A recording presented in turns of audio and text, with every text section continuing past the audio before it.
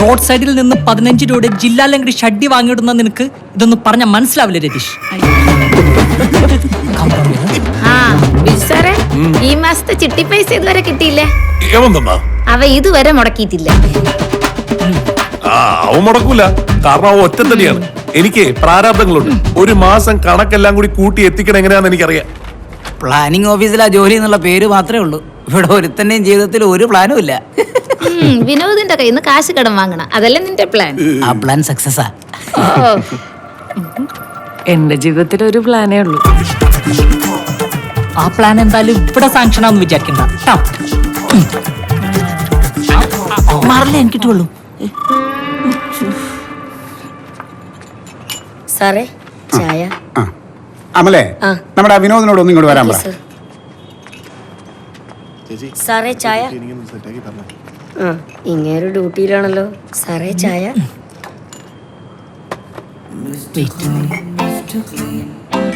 സാറേ എ സാറ് വിളിക്കുന്നുണ്ട്. ഓക്കെ. ചായ. Good morning sir. Good morning. Good morning. Thank you. വിനോദേ, നമുക്ക് രണ്ടാൾക്കും കൂടിയിട്ട് ആ ഹോസ്പിറ്റലിന്റെ കിഴക്കുള്ള വെയിറ്റിംഗ് ഷെഡിന്റെ ഇൻസ്പെക്ഷന് പോകണം. സാർ പൊടിയായിരിക്കും. ചായലല്ല, അവിടെ പൊടിയായിരിക്കും. ഇവരെ പറഞ്ഞു വിട്ടാ പോരെ? അത് പോരെ വിനോദേ, നമ്മുടെ കണ്ണ് ചെല്ലേണ്ടത് നമ്മുടെ കണ്ണ് തന്നെ ചെല്ലണം. നമ്മളൊക്കെ സർക്കാരിന്റെ മക്കളല്ലേ. സാർ, എന്റെ അച്ഛന്റെ പേര് പ്രശാന്തൻ എന്നാണ്. എന്റെ അച്ഛന്റെ പേര് സർക്കാർ എന്നല്ല. ഓഹോ, എന്തെങ്കിലും ഒരു എക്സാമ്പിൾ പറഞ്ഞാൽ അതിൽ കയറി തൂങ്ങിക്കോളണം. പോകാനുള്ള കാര്യങ്ങൾ ചെയ്യും. Good morning sir. രാവിലെ മനുഷ്യൻ പണി തരാൻ വേണ്ടി. എന്താ ഒന്നുമില്ല സാർ, ഈ ചായയിൽ മുക്കി കഴിക്കാൻ ബിസ്ക്കറ്റ് വേണമെന്ന് ചോദിച്ചതാ. ഒരുപാട് മുക്കണ്ട. വേണ്ട, ഓക്കെ.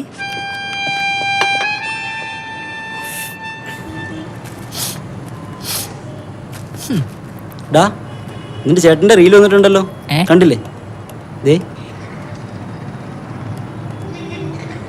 ദൈവമേ,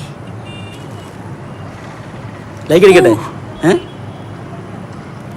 നീ മാറ്റിയ ഫോൺ. ദുബായിൽ മര്യാദക്ക് എ സി മെക്കാനിക്കിന്റെ ജോലി ചെയ്തിരുന്ന ആളാണ്. റീലായിട്ട് ഇപ്പൊ ഇറങ്ങിയൊക്കെയാണ്. ഫോണില്ലെന്ന് തിരിച്ച് വൈറലാവാൻ ഒരു യോഗം വേണേ, അതില്ല അയാൾക്ക്.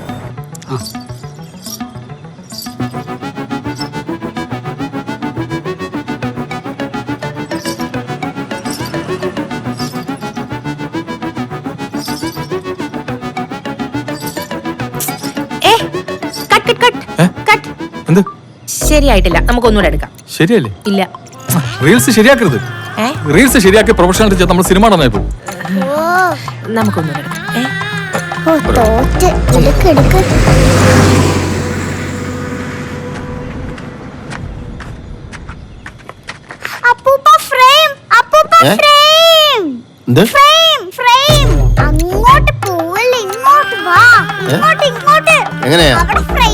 ഇങ്ങനെയാണോ ഉള്ള പണിയും കളഞ്ഞേച്ച് നടക്കുക, ബാക്കിയുള്ളവന്റെ വഴി മുടക്കാനായിട്ട്? വച്ചേ ഇവൻ എന്തോ കാണിക്കുന്നേ? എന്തോ ഇത് ക്യാമറയോ? തലയിലൊരു തിരികെയും അരയിലൊരു പട്ടുകോണാനും ചുറ്റി ഇരിക്കുക. എന്നാ പിന്നെ ശരിയാക്കിട്ട് നിർത്തണോ? അപ്പൊ ഇത് മതി, പിന്നെടുക്കാം. ശരിയായിട്ടില്ലെന്ന് ഞാൻ റൂമിൽ കാണും, അവിടെ വെച്ച് മക്കളെ വിളി. നീ ഇവിടെ നിന്ന് അവൻ ശരിയാക്കും.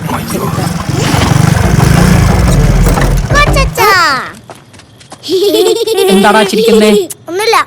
ഒന്നുമില്ലേ? അപ്പൊ എന്തോണ്ടല്ലോ? അച്ഛന് കൊച്ചച്ഛനെ പേടിയല്ലേ? അപ്പൊ നിനക്കെന്നെ പേടിയില്ലേ? എനിക്ക് പേടിയില്ല, നമ്മുടെ ടീമല്ലേ. കൊച്ചച്ഛ, അച്ഛനെ അഭിനയിക്കാൻ അറിയത്തില്ല. ആ സത്യം നിനക്ക് മനസ്സിലായി, എന്നിട്ട് അയാൾക്ക് മനസ്സിലായിട്ടില്ല. ഇന്നെന്താ കൊണ്ടുവന്നേക്കുന്നേ? ഇന്നൊരു സ്പെഷ്യൽ സാധനമാണ്. വാ തരാം. എന്റെ നടു.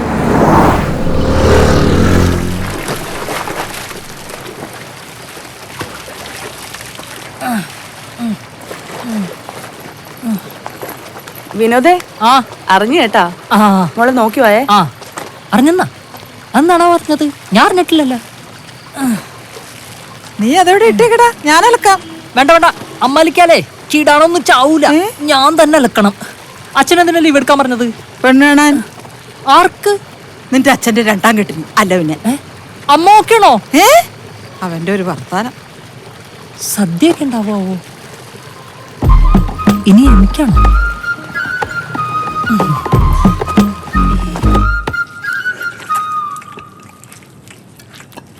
കേട്ടോടാ, ആ പെണ്ണിന്റെ അച്ഛന്റെ ഫോൺ വന്നിരുന്നു. പെണ്ണ് കാണാൻ വേണ്ടി സാമ്പ്രാണിക്കുടി ചെല്ലാൻ പറഞ്ഞു. എന്ത് കൊടിയില്? സാമ്പ്രാണിക്കുടിയിൽ. വീട്ടിൽ വെച്ച് കണ്ടാ പോരെ? നാളും പേരും മാത്രം നോക്കി കല്യാണം കഴിച്ച നാട് ഇതുപോലെ ഇരിക്കും. എനിക്കെന്താ ഒരു കുറവ്? കുറവല്ലടാ, നിനക്ക് ഇത്തിരി കൂടുതലാ. എന്നാലും അവൾ എന്തിനാണോ സാമ്പ്രാണിക്കുടിയിൽ വരാൻ പറഞ്ഞത്? വെള്ളത്തിൽ പോയി ചാടാനല്ലോ നിന്നോട് പറഞ്ഞത്, പെണ്ണിനെ കാണാനല്ലേ. നീ പോയി കാണടാ. എടാ ഒരു 10-11 മണിയാവുമ്പോ ദാ ഇവനെയും കൊണ്ട് അങ്ങോട്ട് ചെല്ല്. ഈ അണ്ണനെ കൊണ്ട് പോവാനോ? അറസ്റ്റ്. ചേട്ടാ അവൻ്റെ കൂടെ എന്താ കുഴപ്പം? ഒരു കുഴപ്പമില്ല. നിന്റെ അച്ഛൻ എന്നെ പെണ്ണ് കാണാൻ വന്ന് അച്ഛന്റെ ചേട്ടനെയും കൊണ്ടാ. കണ്ടപ്പോ തന്നെ എന്നെ കെട്ടിക്കോളാൻ പറഞ്ഞു. കേൾക്കാം അങ്ങോട്ട്. അങ്ങേർക്ക് ഇത്രയും വൈരാഗ്യമുണ്ടെന്ന് എനിക്ക് ഇപ്പഴാ മനസ്സിലായത്. അച്ഛാ, എന്താ? വല്യച്ഛന്റെ മരണം ഒരു സ്വാഭാവിക മരണം തന്നെയാണോ? I have some doubts, tell me.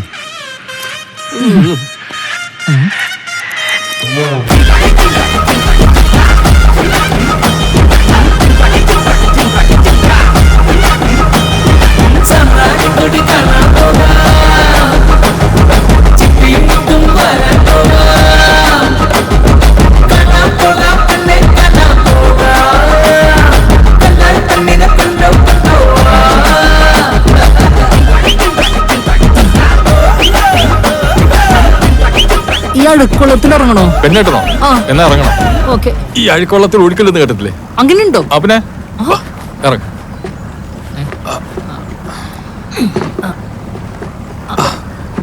എന്താ? അല്ല, അവിടെ വരെ ലിഫ്റ്റ്. എനിക്ക് ലിഫ്റ്റ് ഒന്നല്ല. തോർത്തെടുത്ത് ഇറങ്ങിയാ മതിയായിരുന്നു. ഇവിടെ മനുഷ്യൻ നിക്കറിടാത്തതിന്റെ ടെൻഷനിലേക്കാ. അപ്പോഴാണ് അവന്റെ തോർത്ത്. നിന്റെ പെണ്ണ് കാണാൻ നടുകായൽ വെച്ചാണെങ്കിൽ നിന്റെ ഫസ്റ്റ് നൈറ്റ് നടക്കടൽ വെച്ച് അവിടെ. അണ്ണ, ഇതിനാണ് ഡെസ്റ്റിനേഷൻ പെണ്ണ് കാണൽ എന്ന് പറയുന്നത്. എന്തോ ഡെസ്റ്റിനേഷൻ പെണ്ണ് കാണൽ? അതെങ്ങനെയാണ്? തന്തവൈപിള്ളേരൊക്കെ പിടിച്ച് വെള്ളത്തിലിറക്കി എന്നെ പറഞ്ഞാൽ മതിയല്ലോ. നീ അവളെ വിളി. ഹായ് രജിത.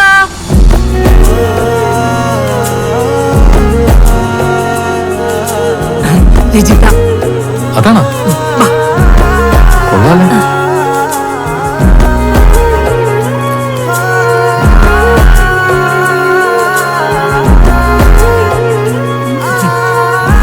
ചോദിക്കുന്നോണ്ടൊന്നും തോന്നരുത്. എന്താണ് ഈ വെള്ളത്തിൽ വെച്ചൊരു പെണ്ണാണൽ? ഈ ചായ കൊണ്ടുവരുന്നൊക്കെ ഭയങ്കര ക്ലീശയല്ലേ? ആ, പിന്നെ നാണിക്കവും വേണം. എനിക്കാണെങ്കിൽ നാണൊന്നും വരില്ല. എനിക്കങ്ങനെ നാണമൊന്നുമില്ല.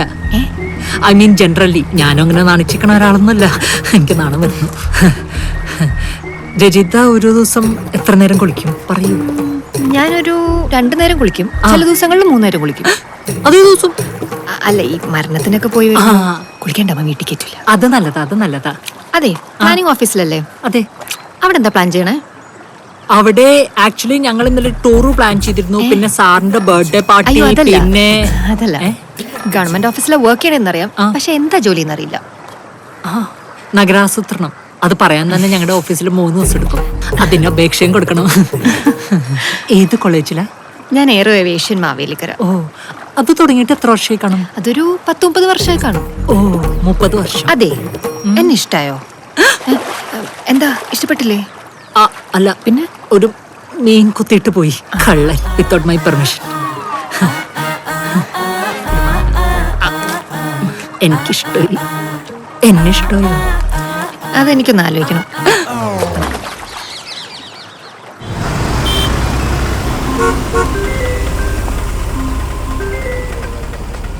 ഹലോ. ഹലോ, വിനോദല്ലേ? ഞാൻ രജിതയാ. പറ. ഇന്നലെ ചോദിച്ച 2ാമത്തെ ഉത്തരം.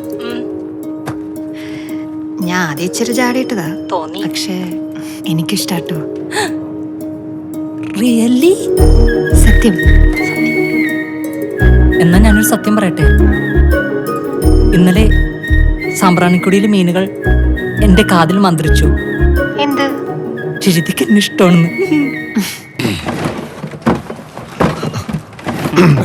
എന്താ എല്ലാരും കൂടി? അല്ല, എന്തൊക്കെയുണ്ട് ഇതിന്റെ വിശേഷം? പറ കേക്കട്ടെ. ഓഹോ, എനിക്കെന്ത് വിശേഷം? അങ്ങനെ അങ്ങ് പോകുന്നു. അങ്ങനെയൊക്കെ പോയാ മതിയാ. KV market PO, Pellipparambil house. ഹരിയുടെ മകൾ രജിത, 22 വയസ്സ്. ഏവിയേഷൻ വിദ്യാർത്ഥി. നിങ്ങളിതെങ്ങനെ അറിഞ്ഞു? എടാ ക്ലീശേ. എടാ ഒരു സർക്കാർ ഉദ്യോഗസ്ഥന് പെണ്ണ് ആലോചിക്കുകയാണെങ്കിൽ ആ പെൺ വീട്ടുകാർ ആദ്യം ചെയ്യുന്ന എന്താണെന്നറിയാം? എന്താ? ആ സർക്കാർ ഓഫീസിൽ അന്വേഷിക്കും. അവളുടെ അമ്മാവൻ എന്റെ നെയ്ബറാ. അവര് പ്ലാനിംഗ് ഓഫീസ് എന്ന് കേട്ടപ്പോഴേ അവർക്ക് സ്ട്രൈക്ക് ചെയ്യും. നേരെ എന്നെ വിളിച്ചു ചോദിച്ചെന്താന്നറിയോ? ഇങ്ങനെ ഒരു പിണ്ണാക്കുമാടൻ ഈ ഓഫീസിൽ വർക്ക് ചെയ്യുന്നുണ്ടോ? എന്നിട്ടെന്ത് പറഞ്ഞു? എന്തു പറയാൻ, തിരുവനന്തപുരം ജില്ലയിൽ നീ അല്ലാതെ ഏതാടാ പിണ്ണാക്കുമാടനുള്ളത്? രതീഷ്, ചായ പറയട്ടെ? നിനക്ക് എന്താടാ ചായ ഒന്നും വേണ്ട, വൈകുന്നേരം പാർട്ടി മതി. കാശില്ലല്ലോ. കാശില്ല, ഞാൻ കടത്തരാം. എന്തായാലും കല്യാണത്തിന് ചെലവ് ചെയ്യാ, അതാണ് ഈ അച്ഛൻ നോക്കിക്കോളും. എടാ കല്യാണത്തിനാകുമ്പോ ഓഫീസ് മൊത്തം ഉണ്ടാവും. കൂടാതെ ഞാനൊരു 150 പേരെ പുറത്തൊന്നും കൊണ്ടുവരും. ഇപ്പോഴാകുമ്പോ നമ്മള് മാത്രമേ ഉള്ളൂ. എന്തു പറയുന്നു? ചെലവ് ചെയ്യാ. അതാണ്. എടാ പെണ്ണെങ്ങനുണ്ട്? എന്നാ ഞാൻ സത്യം പറയട്ടെ? മാമ്പഴക്കൂട്ടങ്ങളിൽ മൽക്കോവയാണ് അവൾ. ലോകാത്ഭുതങ്ങളിൽ താജ്മഹൽ, ആന, കടൽ, മമ്മൂട്ടി, മോഹൻലാൽ. അത് കഴിഞ്ഞാൽ എന്റെ രചിതയാണ് എനിക്കെല്ലാം. ഒന്ന് കണ്ടാൽ പിന്നെ കണ്ണെടുക്കാൻ തോന്നത്തേയില്ല. ആരെ ജ്യൂസ് ഓർഡർ ചെയ്തത്? ഈ പെണ്ണെന്തിനു കരയണത്? നിത്യക്കരയല്ലേ രതീഷിനാ നിന്നെ ഇഷ്ടമാണ്. എടാ ചെല്ലെ കെട്ടി പിടിക്ക്. ചെല്ല്.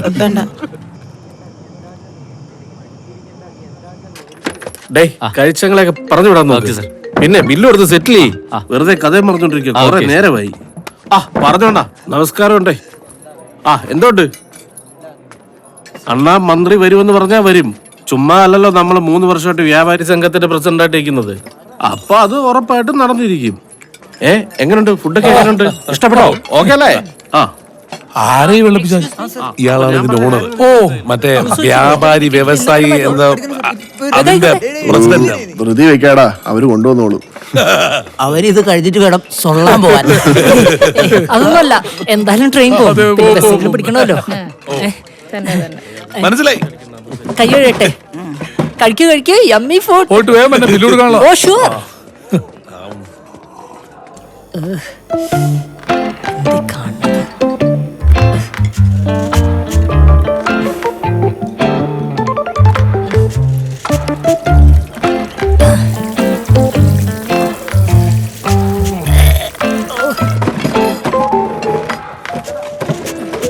മതിയടാ. So dirty. അവന് പിടിച്ചില്ല. അവന്റെ ഒരു ബില്ല്. വാഷ് ബേസിനൊക്കെ ഒന്ന് വൃത്തിയായിട്ട് സൂക്ഷിച്ചൂടെ? മോനെ തുപ്പണ സ്ഥലമല്ലടാ. തുപ്പണ സലോണിലും തൂർണ സലോണിലും കാശ് കൊടുത്തിട്ടല്ലേ ചെയ്യണത്. ചെറിയ കാര്യത്തിന് ഇങ്ങനെ റീസ് ആവല്ലേ എന്ന് പറഞ്ഞ അങ്ങനെയാണ്. കുറച്ച് വൃത്തി കൂടുതലുള്ള ആളാണേ. സോറി. വന്നേ വന്നേടാ. ബില്ല് കൊടുത്തോ? നീ ഇവിടെ വന്നേ വിനോദേ. ഇവന്റെ ഒരു ഉടക്കുകാരന് ജീരകം എടുക്കാൻ പറ്റിയില്ല. ഒരു വൃത്തിക്കാരൻ വന്നേ. എന്തായാലും ഭക്ഷണം ഭയങ്കര സ്വാദായിരുന്നില്ലേ? സ്വാദിഷ്ടം കുറച്ചുകൂടി മനുഷ്യപ്പറ്റുണ്ടേ ഒരാളായ. കേറ്. അവന്റെ ഒരു ഹോട്ടൽ. പത്തിര. എന്ത് പത്തിര? വണ്ടി.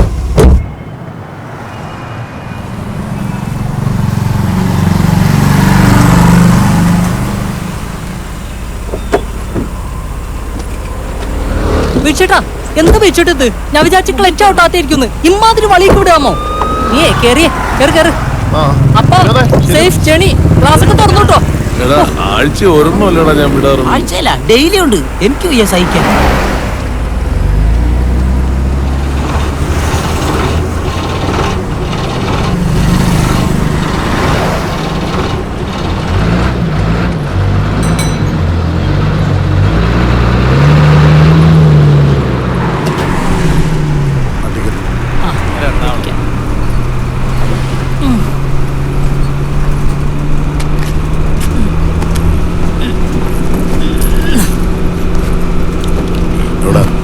ചേട്ടാ, ഒരു മാവലിക്കര. സുഹൃത്തെ, കായംകുളത്തുനിന്നൊരു ഓട്ടോ വിളിച്ച് പോയിട്ട് ഇത് എറണാകുളം പോണ ഫാസ്റ്റ് പാസഞ്ചർ ബസ്സാണ്.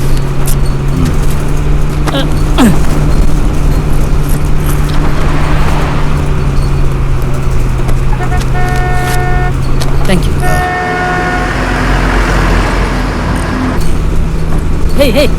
അങ്ങോട്ട് കുഞ്ഞിനെ ഒന്ന് പിടിക്കോ? എപ്പ കേറിയതാ ബസ്സില്? വിശക്കുന്നുണ്ടാവും. ഒന്ന് പിടിക്കുന്നേ. ഹലോ ആ സമരത്തിന് പോയതേ സെക്രട്ടേറിയറ്റില് സമരാണെന്ന് പറഞ്ഞു. അവര് വിളിച്ച് ഞാൻ പോയി.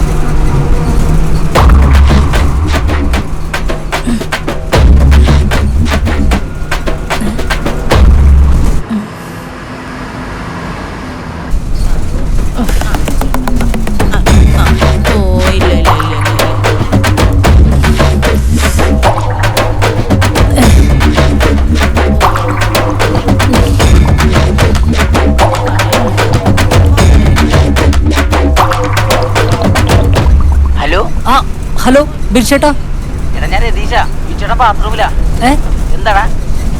ബാത്റൂമിലോ? ആ വിചേട്ടന് കുറെ നേരം കൊണ്ട് വയറിന് ഭയങ്കര പ്രശ്നാ. ഓ മൈ ഗോഡ്, എനിക്കും വയറിന് എന്തോ ഒരു പ്രശ്നം. ആ ഫുഡ് പിടിച്ചില്ലെന്ന് തോന്നുന്നു. ഇവിടെയും വെടുക്കെട്ടാണ്. അയ്യോ, അപ്പൊ ഇതാ ഫുഡിന്റെ തന്നെയാണല്ലേ? ആ ആയിരിക്കും. ഓക്കേടാ. ആ ശരി ശരി.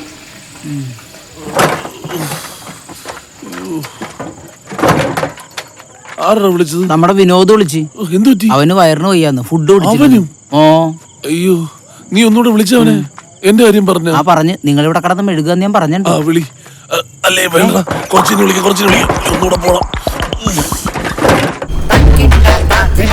സുഹൃത്തെ, ഹലോ, ഇതൊന്ന് ഒതുക്കി പോയി. ആൾക്കാർക്ക് കയറാനുള്ള വഴിയല്ലേ. 50 രൂപയുടെ ടിക്കറ്റും ഒരു ടെസ്റ്റ് എഴുത്തുള്ള മൊത്തം തുണിയും.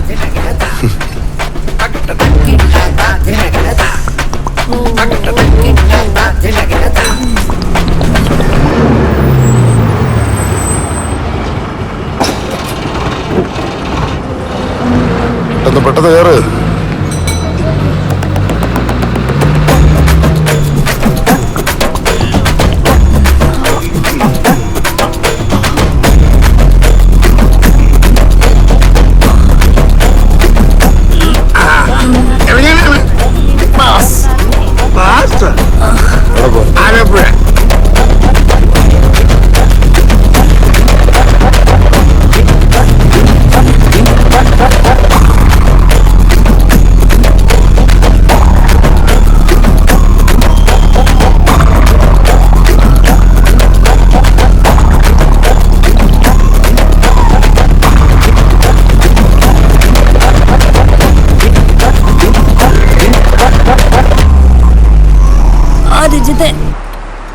എന്തെടുക്കുക? ഞാൻ എന്തെടുക്കാനും റെഡിയാണ്. എന്താ? ഇവിടെ നല്ല മഴയാ. ഇവിടെ ഇടിവെട്ടും മിന്നലും ഉണ്ട്. ഒരു പ്രളയം ഏത് നിമിഷവും പൊട്ടിപ്പുറപ്പെടാം. പ്രളയോ? എന്റെ പൊന്നു രജിത, അതൊന്നും പറഞ്ഞാൽ നിനക്ക് മനസ്സിലാവില്ല. അതിനുള്ളൊരു മാനസികാവസ്ഥയിലൊന്നും അല്ല ഞാൻ. ഞാനേ സംസാരിക്കാനുള്ള മൂഡിൽ വന്നതാ. ഞാനും വേറൊരു മൂഡില്ല. ഞാൻ പിന്നെ വിളിക്കാം.